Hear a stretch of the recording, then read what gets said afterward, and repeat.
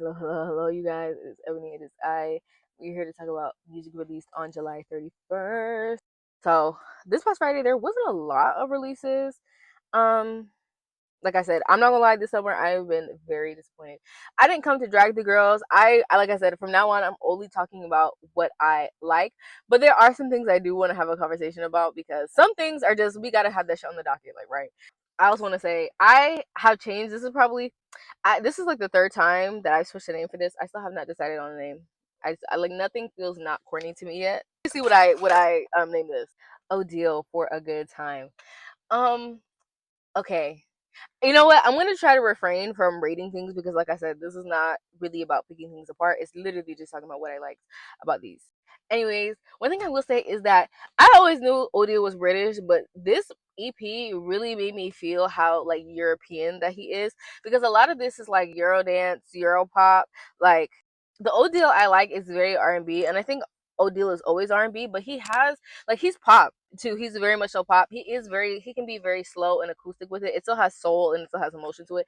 But like this is so pop, and I feel like almost feel like I wasn't prepared to see him that way because, like I said, when I interact with Odeal, especially what I like from him, it tends to be like deep R&B. It tends to be like Afro beats, and I listened to this and I said, "This is a European child." Like I didn't hate it, but I think a lot of it, I don't know, maybe it's just like me. I feel like this is something that like if you're an American, I promise you, I was shocked. Like I was genuinely like, wow, this is so European, and it's not in a bad way, but it's in a way that's very culturally different. And I was like, I really don't hate this, but I just wasn't. I almost just wasn't expecting this. Like he kind of he doesn't literally remind me of Frank Ocean, but he kind of reminds me of Frank Ocean had a British accent. There's like a touch, like an emotion to his songs while he's on these like pop beats that is very like Frank Ocean to me. It's very like not literally, but it's almost like Novocaine a little bit. Like Novocaine is as tortured as it is fun, and that's kind of how Odeal's music is. Odeal, obviously, I feel like Frank Ocean does carry himself like a gay boy, like as someone who loves Frank Ocean. I feel like he very much so carries himself like a gay. Like I feel like Odeal is very straight man, but it still feels that, and that's why I'm like, it doesn't really feel like Novocaine because you gotta have a certain eccentricism to you to even like really fathom that. Like Odeal is always, you can tell Odeal is always talking about a girl, right? Like it don't matter what pronoun Frank Ocean used. I don't really believe that you're talking about a woman just personally. Um, but it is that same lane of like it's like soft boy, but Odile just has this like undeniable masculinity in everything that he does. It's just very interesting. He's definitely a black man in pop spaces, and I feel like he does R&B, but it's not just that. And I was like, I don't know, something about this is very like daring to me. But I hate also like I feel like over the past year, Odile has gotten a lot more attention, and for some reason, this is just so quiet to me. And I don't know if it's because it's a little bit off-putting to audiences. Like it almost feels alienating without even trying to offend you. You just kind of like I said, it's definitely a reminder. Odile is European. Like I absolutely think you should listen to it. It's definitely late summer. Like this is I know it was the last day of July, but this is very like August. Like this is the very late August going into September. Like life is getting cold again. You're kind of reevaluating your values, but you're still trying to enjoy the end of summer. I just feel like I don't know. This is very quiet. I'm gonna be honest. I might be a little bit greedy. Like this is amazing. I think it's an amazing listen from front to back. I think it's super easy listening, and like you should take the time to listen to it. I listened to it while I was organizing things. But like Odile, like I know that he has all these projects out. Like, can we get like a real? I want like a real album. Like I want like a real rollout. This just kind of feels like it was good. Like this is like Odile's "We Want to Party," and like it feels good, but at the same time, I'm just like, I really want him to come and stuff. It was just so chill. It was just so chill, and I think that's why it's a little bit off-putting. Not because Odile isn't chill. I'm just like, I don't know. He needs to like this. I need like a real State of the Union. This just feels like I'm trying to dance and I'm trying to be a little bit moody, like he always is. But like, I don't know. I just wish, like I said, he has this undeniable masculinity. I wish he was just a little bit more commanding. Like I said, I want an era, like a real like era. He's too chill for me. He's too chill, and he's too European. I think that's what. Okay, so davido, is it oriade? I didn't even look up how to say this shit, girl. If I said that wrong, I'm sorry. I'm not Nigerian. I'm specifically talking about this because someone had asked me. And like I'm not gonna lie, I love me some Afrobeats, I love dance hall, I love dance music, I love energy. So I was gonna listen to it regardless. I'm gonna be honest, as someone who does listen to Davido and regularly, I love his singles. I don't think I think the only time I've ever listened to a Davido album was A Better Time, and I love a lot of the songs on there, but I haven't like I haven't listened to any other entire body of work, so I almost don't know where to set him. But one thing I will say is that I don't know if he's already in his 40s or he's getting like he's clearly getting up there. He's not old, but like I promise you, I was looking at him in interviews and I was like, Davido right now is really an uncle. Like he's really a dad. Like there's just something about him that feels like he hasn't just aged like physically, but it feels like he's kind of aged in life. The thing about it is the Davido. I promise you. I listened to this, and while I was listening to it, I was like, this nigga is talking like he's gonna be faithful. Are you really like? I was like, I was like there is a maturity to you, but have you really matured? And that's why this almost feels like stagnant to me, because like my nigga, we don't believe you. Like you know what I'm trying to say? Like you want the development to be believable, but like in what he presents, it's not like it doesn't really feel like it feels aged, but it does not feel developed. And so I think I saw a lot of people like throughout the week just like we not feeling it, we not feeling it. And you know, especially like it's a lot of Wizkid FC people talking, so I'm like, I don't know, like I don't play with the boys. I always say that, like I do not stay in the boys like that, because men Afrobeats piss me the fuck off. So I like who I like, but like I'm not just gagging over the boys. And so, but like, but I know that they have their own energy, their own how they get down. So I'm just thinking that it's just like old men arguing, fighting, whatever. And I go and listen. And I'm like, no, this is exactly why people were talking about it the way that it was. It's just like it's crazy because you can feel he is grown, but like he's not really moving in a way that's grown. It kind of feels half baked, and that's why I brought up never listened to the album before, so I don't really know what to expect from him. Um, but he doesn't have a lot of depth. He doesn't have a lot of depth. It's not really well thought out. Honestly, I've maintained Davido is one of those people where he actually, like, I don't know, like there are a lot of like Nigerian men who are like Nigerian artists who they say they're Afrobeats, but they're essentially Nigerian rappers. Like Burna Boy is a rapper, Ashake is a rapper. Ashake can make like melodic music, but Ashake is fundamentally a rapper to me. Like me personally, that's he just a rapper who can hold a note. He's like Gunna, right? Like, so like that's the best way I can describe him. Like he can hold that note if he wants to. Davido to me has always kind of given vocalist rather than like rapper. Um, but like I still feel like in the same way, a lot of my big issues with rapper or these men in general is just that they take up they are the face of the brand, and they get up there and they don't say shit. And I feel like this is the same thing. He doesn't really have much to say. Like I said, you can like by the style, you can feel that he's getting older, and you can tell that he is taking note of his life a little bit, but it's not even like this crazy legendary like look back on top of that. But like I said, it's because he's done so much fooling around. The thing about, like I said, he like I'm gonna be honest. I think he needs to stop cheating. Like I do, because I I think he needs to stop cheating because I think that is holding him back spiritually. Like divorce her, break up. Like I don't know. I just feel like he doesn't have enough to say for someone who's lived a lot of life, a lot of life in the past. He popped like 2010. In the last 15 years, like this feels like he feels like he's at the place where this should be kind of like a legacy kind of work.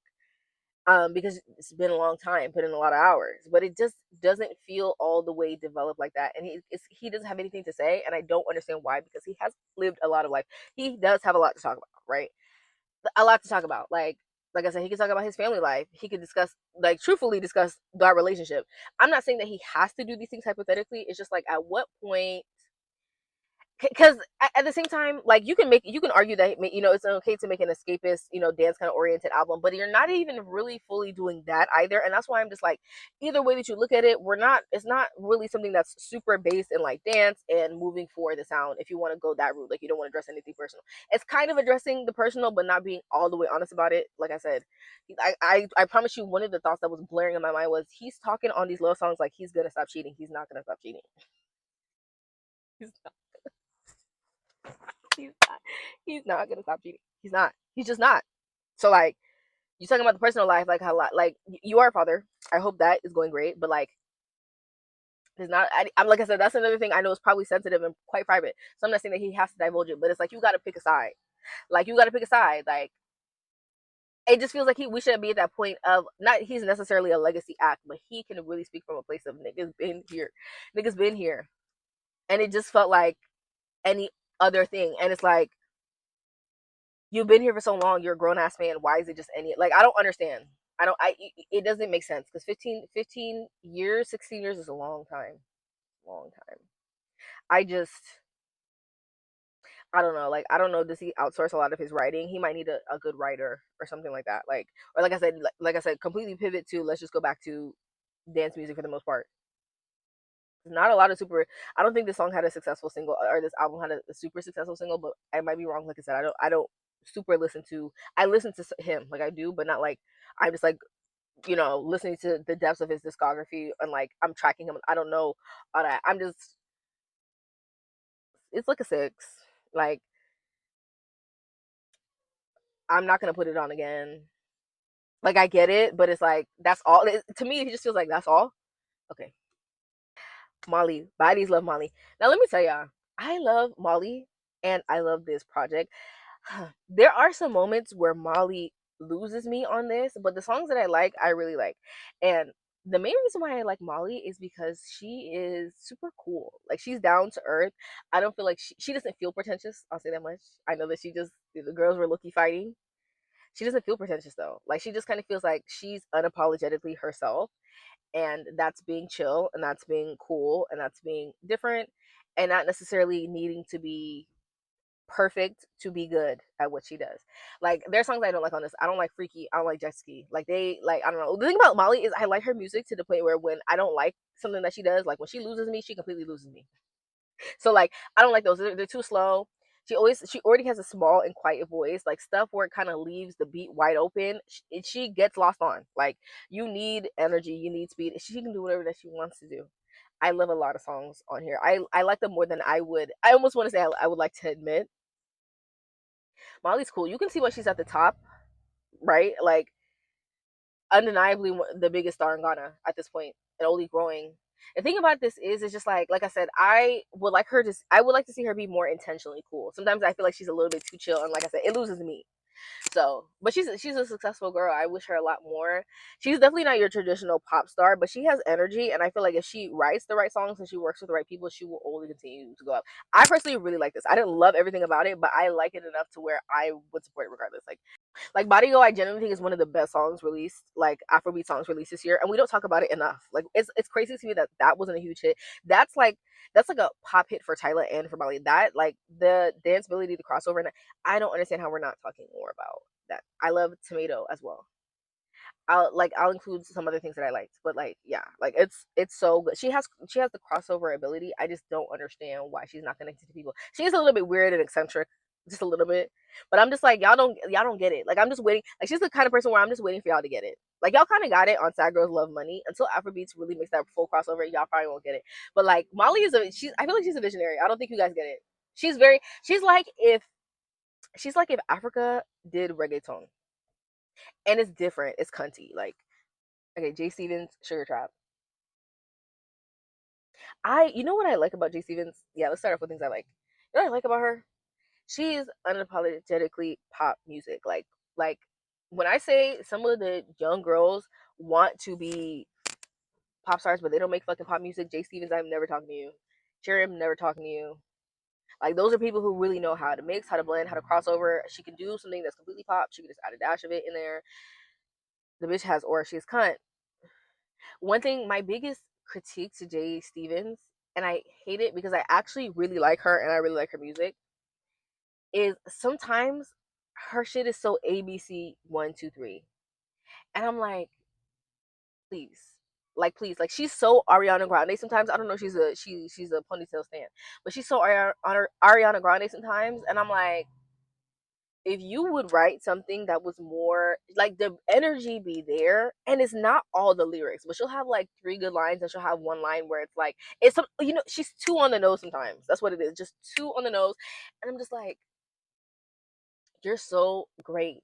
I want her to find her like Bonnie McKee. Like it's not that I think that Jay is incapable. Her name is Jordan. It's not that I think Jordan is incapable. I'm like, she's good. I just wish that she had some, like, I don't know what her writing process is. I don't know if she does a lot by herself or she always has a team. I want her to switch it up. Like I want her to write with someone who's a little bit more sober, a little bit more eccentric in their writing. Because like I said, sometimes it's just too on the nose, but she makes amazing music. And I feel like she deserves this pop star. She's just like, she's always just right there. One thing I do also like about the song is that it feels like it's really creating a sound, like with Attaboy, with Sugar Trap, and then with Afterbody. These sound like a cohesive body of work. She has her, I believe, her debut coming out early Libra season. I think it's September 25th, so I'm looking forward to that. I'm looking forward to her getting more dark. But like I said, like you know what it is that bothers me about her lyrics.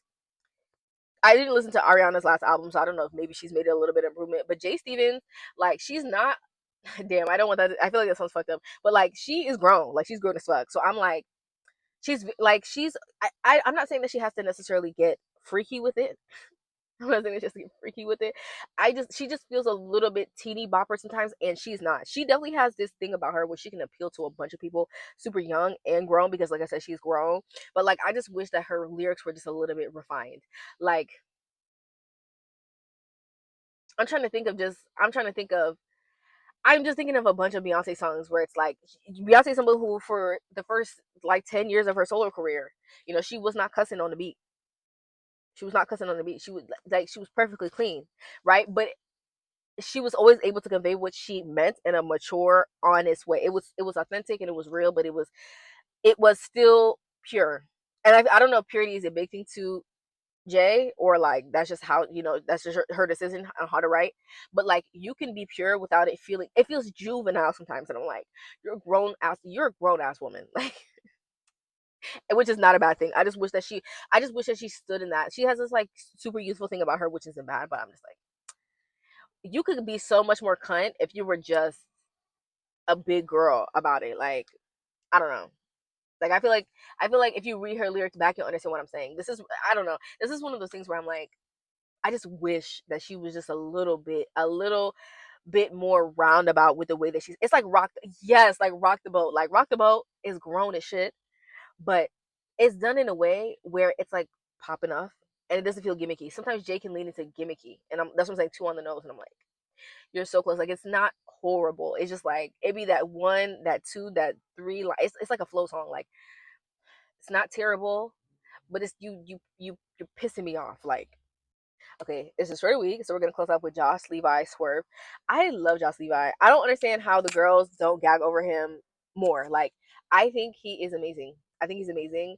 I love the way he dances. I Say It is one of my favorite songs ever. I love that Josh Levi at this point really feels like he has a sound, he has an aesthetic, he has a soundscape. This feels very much so like a Josh Levi song. Like, I feel like he just has such a clear brand. The thing about it is, Josh Levi is very, like, he gives me very Omarion. And I don't understand why the girls don't get him. And I'm like, I don't know, it's because he does have this early, not even like Y2K, he's like very 2006, 2007. Like, very specifically that kind of stripped hydraulic sports, like athleisure, gangster, very much so Omarion and bum bum bum. Like, you got them big ass, the fat daddy ass jeans on, but you have a wife beater on, the cornrows in there. It's just so Omarion. And I'm like, I don't know what it was, because the music is great. It's not the issue with Josh Levi. For a lot of people, it's like the music is just a little bit off. With Josh Levi, it's never the music, in my opinion. I think that he makes amazing R&B, but I think he has a great crossover. I genuinely think people don't get him because of his branding. And mind you, he has like I said, a clear brand and a clear sound. But I'm just like, maybe the girls aren't fucking with it. I don't understand. This is an amazing song to me. I think this is also a song that you would like the more that you hear it. I think that you can immediately feel the energy in it, but the more that you listen to it, I think the better that it gets. But in general, y'all should go listen to Hydraulics. I love it. I promise you, I'm obsessed with Say It. Like, that shit is so sexy. But like I said, he's very spiritually 2006, 2007. And I'm like, I get it. I just don't know if the girls are gagging. Like, he's like if Sierra's Promise existed in a boy. And that's an amazing thing. But you see how, even, didn't Sierra talk about that? Like, the label didn't get it and they thought the song was horrible. And it's an amazing fucking song. Like, I'm waiting for you guys to get him. Like, that's definitely someone who's ahead of their time a little bit. Or maybe, I don't know if he's ahead of his time or he's referencing the past too much. I just feel like he has a lot of talent. And if it takes a brand pivot, if he's up to the challenge, I think that I would love to see that for him. But if this is what he really likes to do, I'm happy, I'm fed. I'm just waiting for y'all bitches to wake the fuck up, right? I like this. This was short, this is concise. And I really enjoyed some of these people. I almost fucking forgot Natanya. LMAO, LMAO, LMAO. Why is she sitting here right in the middle, bitch? I can't see nothing because of this fucking ring light. Like, thank you. Okay, let me tell you something about Natanya. She had this interaction on the internet. I don't give a fuck. She had this interaction on Twitter where she's like, what did she say? She basically, somebody had to sell their ticket and she kicked them to the door. And she said she just was being funny as fuck, like actually hilarious, like. And I was like, Natanya, like, she has this bubbliness, this energy to her. And she's bubbly and she makes bubbly music, but she's fierce. She's a fierce bitch. And when I see her, she didn't overly lose on this person, but the sass was crazy. Like, it was unreal. And I was like, she just has this look in her eyes where you can tell that she wants this shit and she's unhinged about it. And I think that energy in a lot of ways is really good. I just hope, sister, please, please do not let these people get to you. You make amazing music. Let human beings let them be themselves. Stop talking to people. Let me tell you right now, stop talking to people unless you're specifically talking about your dreams. Like, she pretended to do a blind item on her page, and I'm like I said, I like you, but I'm looking at her like like, how unhinged can you get? And I don't want to know. I don't want to know, mostly because I really like her and I like her ferocity. She's fierce. She's a fierce bitch, right? I just do not want it to escalate into unhinged to a point that we can't come back from. Because she wants it, like I said. I love the energy in this. I love the I heard somebody say, and oh my gosh, I heard Denzel Dion say today, 80s can get really, like, the 80s song can get really gimmicky. He was talking about Doja's album, right? It can get very gimmicky. And I remember I had said that when I was talking about Freak by Isul. Like, sometimes it just teeters into too on the nose too quickly. And I feel like she has this New Jack Swing. It's more like late 80s, like going into the 90s, but it feels authentic. It feels authentic to her. It's really good. It's a really good song. I love her take on pop. I love that she's somebody who can also, she does a really good job of playing in both genres, but this is it's New Jack Swing, but it definitely has this pop edge to it. Can I just say fuck K-pop and fuck BTS? These folks are some of the most anti-black, hateful people. As someone who was black and lives in Los Angeles, these folks are more racist than white supremacists. Or excuse me, more racist than white people. I hope they never get a Grammy. They steal from black culture and then exoticize us.